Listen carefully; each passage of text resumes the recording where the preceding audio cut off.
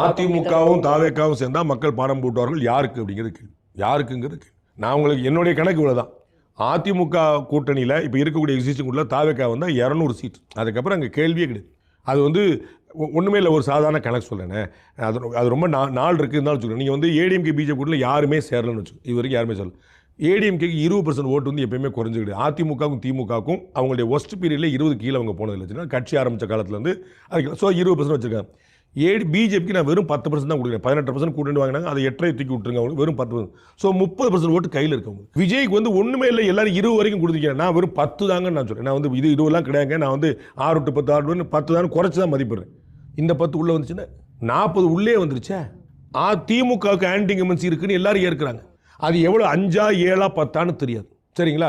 ஒருவேளை 7.5% தாங்க போதுன்னு வச்சுக்கோங்க. 40 வந்துருச்சே. 47% ஓட்டு வாங்கினவங்க 7% கீழே விழுது.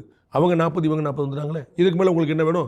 ஸோ தாவேக்கா இங்கே உள்ளே வந்துச்சுன்னா கிளியர் ரிசல்ட்டுங்கிற எல்லாருக்கும் தெரியும். வருவாங்களா இல்லையாங்கிற விஜய் தவிர நான் என்னுடைய கணக்கில் திரு அமித்ஷாக்கோ திரு எடப்பாடி பழனிசாமிக்கோ கூட உறுதியாக தெரியும்.